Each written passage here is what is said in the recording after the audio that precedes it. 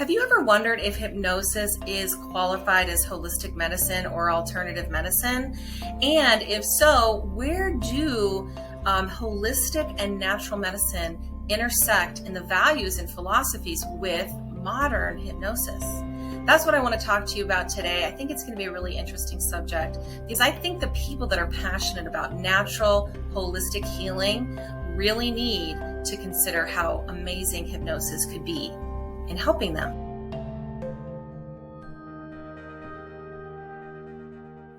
Hi, my name is Kimberly Lorenz. I'm a board certified hypnotist and a certified professional hypnosis instructor. So today we're going to be talking about hypnosis and holistic / alternative medicine. What are they similar? Are they different? How do the values intersect? That's what we're going to be talking about. Holistic medicine is defined as treating the whole person, taking into account mental, social, and environmental factors rather than just symptoms of disease.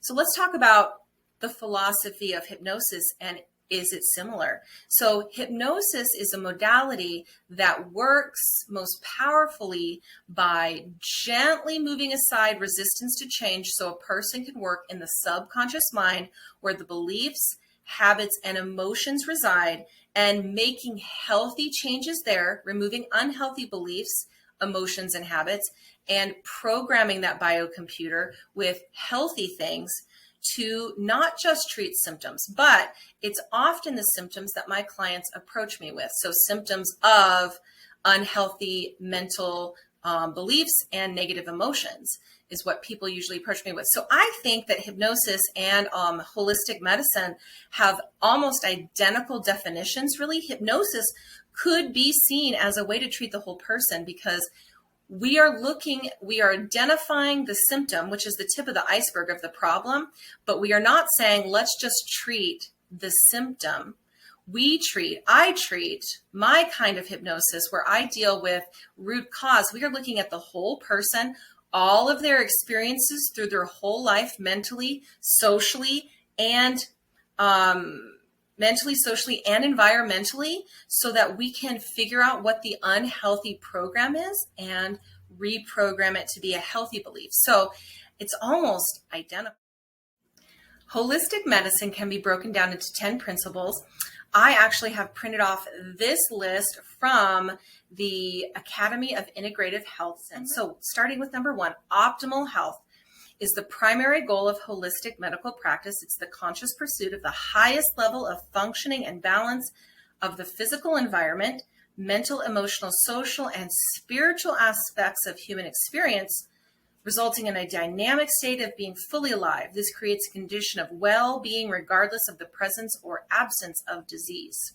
So how does hypnosis come into alignment with that? Number 1, I believe that unless you have made your mind as healthy as possible, meaning the beliefs that you hold deep in your subconscious, the ones that actually direct your life, unless you've fully made them as healthy as possible, and actually it's always a journey, but unless you're actively doing that, you can't be optimally healthy, because what ends up happening is you encounter things in your life through being human. It's normal and it's natural. And what will happen is a lot of times these unhealthy, unhelpful beliefs, these core beliefs and programs running in your subconscious, they result in a lot of negative emotion being stuck within the body, or the heart or the mind or the spirit, however you want to talk about that. So it's really making you unhealthy. Science has actually proven that long-term stress, whether it's from being angry for a long time or afraid for a long time, or sad and grief-stricken for a long time, for long periods of time, chronic negative emotions make you ill. So hypnosis is helping you achieve the optimal state of programming and autopilot work in your subconscious, which will only lead you to being optimally healthy. So in order for you to be optimally healthy, you can't just address the body, even if the body is being addressed as a whole. Like it says here, you need to deal with your mental and emotional and even spiritual aspects, which hypnosis can also address, in order for you to be optimally healthy. So in alignment with that. Number 2, the healing power of love. Holistic healthcare practitioners strive to meet the patient with grace, kindness, acceptance, and spirit without condition, as love is life's most powerful healer. Oh my gosh, I totally agree. That is exactly what I strive to do every day in my business, in my office with my clients, is approach every single client with grace, kindness, and acceptance. In fact, something I often say, and I believe this to be 100% true, when people come into my office and they're suffering and they're feeling anxious feelings and stress and anger and grief, and they get angry at themselves for not being able to move through it, I say, and I believe this with all sincerity, anybody who'd gone through what they'd gone through would feel the same way. It is understandable that when we go through difficult things, if we don't know how to process and integrate and understand what's happening mentally and emotionally, it will affect us long term. And my job is merely to listen, understand what they're thinking and they're feeling, and help them move those big blocks out of the way and release those excess negative emotions. And so in order to do that, I approach each client I believe every person's doing their best. I believe every person is very motivated. I don't believe anybody actually self-sabotages. I don't believe that anybody really, even if they're actively hurting themselves, really wants to be suffering. They actually want to be released from pain, and they simply don't know what to do. And that's my job as a hypnotist. So again, 100% agreement. Number 3, the whole person. Holistic healthcare practitioners view people as the unity of the body, mind, and spirit, and the systems in which they live. 100% agree. Hypnosis is exactly doing that. When we work on a deep emotional and mental level, we are also coming to touch with any spiritual beliefs that already exist within my client. And I am not in a place to judge them. I am only wanting to help my clients strengthen whatever spiritual beliefs they have for them to feel as connected to their higher power as they possibly can, and feel mentally and emotionally as healthy as they possibly can. All right, so I look at the whole person is what I'm saying. Number 4, prevention and treatment. Holistic healthcare practitioners promote health, prevent illness, and help raise awareness of dis-ease in our lives rather than merely managing symptoms.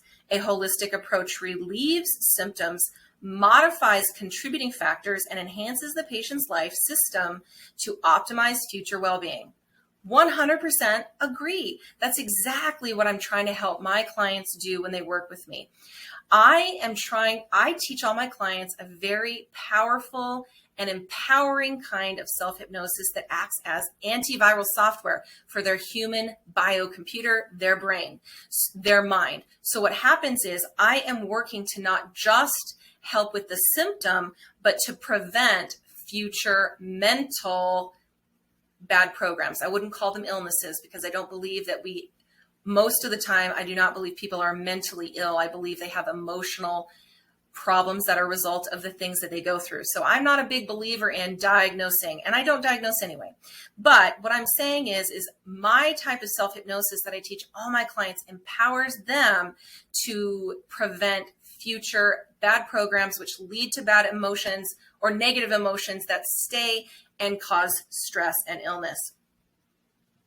Also, I look and I help and I coach my clients into understanding how these things have occurred so that they can prevent situations where they will occur again, empowering them to do what it says here, to modify their life system to optimize their future well-being. That is exactly what I do. Number 5, the innate healing power. All people have innate powers of healing in their bodies, minds, and spirits. Holistic healthcare practitioners evoke and help patients utilize these powers to affect the healing process. 100% agree. By understanding how your emotional system that you came into the world with works, and understanding how to keep yourself mentally healthy and excellent, we enable the innate healing power in the body, right? I don't cause healing. In fact, I only guide and help my clients into an opportunity where they can grasp and hold those suggestions that I give them and the truth types of programs that they want to program into them. I only guide them to a point where they are able to finally do it. They want to do it. I just boost them up and help them get there. And the natural healing power, which comes from I don't know where, everybody has a different belief. It happens all the time. Healing occurs when we create the right conditions for it. It will happen. Number 6, integration of healing systems. Holistic healthcare practitioners embrace a lifetime of learning about all safe and effective options in diagnosis and treatment. These options come from a variety of traditions and are selected in order to best meet the unique needs of the patient.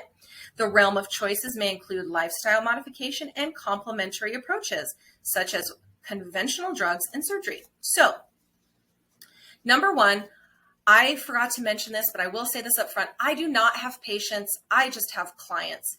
I am not a medical practitioner, but hypnosis and being a hypnotherapist do fall in line with holistic medicine. So I would say I am a coach, I'm a guide, I'm a hypnotist, I'm not a medical practitioner. So I have clients, not patients. I do absolutely agree that if I ever found that a person needed other modalities to help them fully heal or gain the skills that they needed in their life, I would absolutely recommend them to that. And I don't just do hypnosis. I also am a life coach. And so I also integrate into the work that I do with my clients skill building activities where they build their mind up and they build their skills up to fill in the gaps where their skills were lacking, which is most likely, honestly, always related to the area of problem that they came in with. So I don't have patients, I have clients, and I do help my clients build skills so that they can always get the best results. If ever I felt like someone needed to see a doctor for surgery or conventional drugs, or if they ever came using conventional drugs, that's perfectly fine. I always refer out to those things, but I do not diagnose. Number 7, relationship-centered care. The ideal practitioner-patient-client relationship is a partnership which encourages patient autonomy and values the needs and insights of both parties. The quality of this relationship is an essential contributor to the healing process. I 100% agree. I absolutely agree. In fact, one of the things I tell my clients right up front is I actually don't put anything in your brain. I don't put electrodes in your brain. I actually can't make the changes. I am your coach. I'm your guide. I'm your hypnotherapist. I'm creating an opportunity for you to be empowered and make the changes that you want.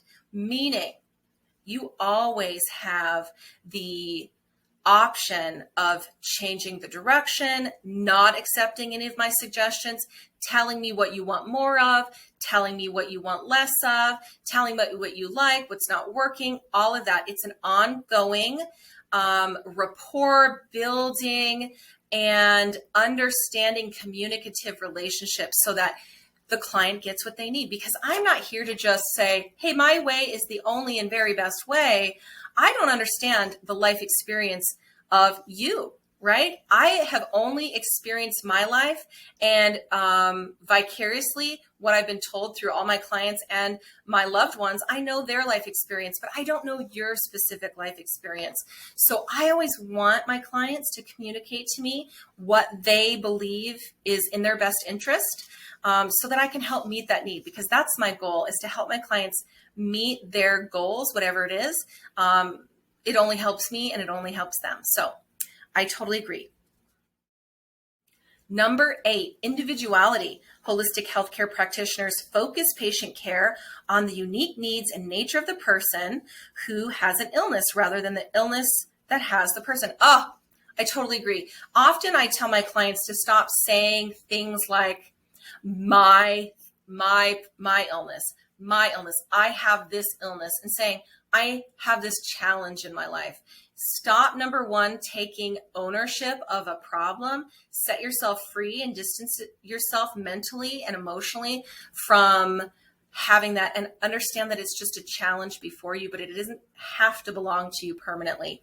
But number two, that each client I get is totally unique. Like I said, I don't understand your specific life experience and what is best for you unless you tell me, because I don't read minds. I am not magical. I'm not psychic. I'm just a simple friendly neighborhood hypnotist. So what that means is I approach every client in a unique way, asking them what their specific benefits, goals, wants, needs, and desires are for the process that they're about to go through, so we can reach those needs. So everybody's individual. Number 9, teaching by example. Holistic healthcare practitioners continually work towards the personal incorporation of the principles of holistic health, which then profoundly influence the quality of the healing relationship. I totally agree. I only ask my clients to do what I did and what made me better. And I don't know how to help my clients their way. I only know how to do it my way. So I practice these things every day. I practice self-hypnosis every day. And for instance, anytime I find myself speaking negatively to myself, I follow it up with 3 positive truths about me, just like I recommend to my clients. Those are just 2 easy little examples of how I personally also practice everything that I preach to my clients. I understand where they came from. I used to suffer terrible general anxiety and panic attacks and chronic pain. You can watch my other video about my story. I've been where my clients are at. And so I know what I did to get better. And having gone through extensive education and certification, I now know how to teach that to my clients. But I have been there, and so I also do practice all of these things myself. And so I'm not just a teacher of it, I'm a believer. Number 10, learning opportunities. All life experiences, including birth, joy, suffering, and the dying process, are profound learning opportunities for both patients and healthcare practitioners. Oh, wow. That's a beautiful point, and I 100% agree. One of the things that I encounter a lot when I work with my clients is finding ways to not invalidate the experience, even if it was terribly negative. And often we can't find anything positive about it, such in the cases of abuse and crime and all sorts of terrible things that happen to people, which I see often. My challenge is to not invalidate how traumatic that was, but also to see if there's anything at all that can be learned from it. So by saying, even though it was awful and I don't ever wish it upon anybody, and I wish it hadn't happened to me, what could I possibly learn from that? I believe personally in my life, when I encounter conflict, negative emotions, or situations that cause negative emotions like anger or fear, sadness, guilt, it's an opportunity for me to evaluate my belief system and see if I'm in error, and if there's anything I can learn. Maybe those feelings aren't in error, but I'm going through a grieving time. So what can I learn about grieving, and how can that help my clients in the future? For instance, I will share that I lost a very beloved pet about 6 months ago, and it was a profound grieving time. And through going through that process, which I'd never had before, grief like that, I'd never lost anybody close to me. I'd gone through a lot of other stuff, but I'd never had that experience. And so as I went through that experience, I took it as an opportunity to, number one, grieve, but also learn about grieving, so that when I help clients who are suffering in a similar way, I have an understanding of what they're going through, and I can also share that experience with them and offer them optimistic approach to seeing what there is to learn about ourselves, not about other people, but ourselves, as we go through these types of huge life transition and profound experiences.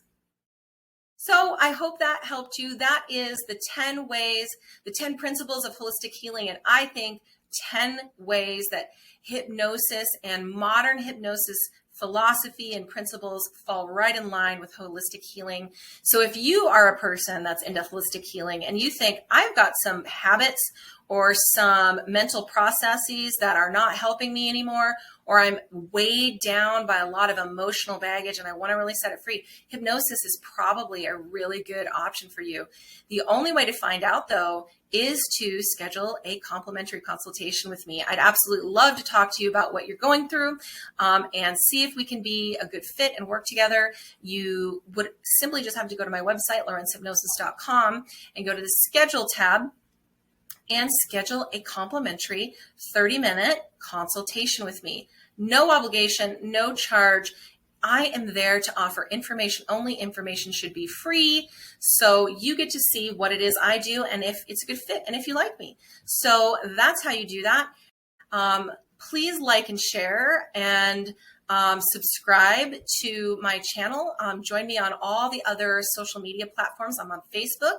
You can friend me at Kimberly Lorenz, or you can follow my business page, Lorenz Hypnosis, on Facebook. You can follow me on TikTok at Expert Kimberly Lorenz. You can even find and link up with me on LinkedIn. My social links should be in the description of this video.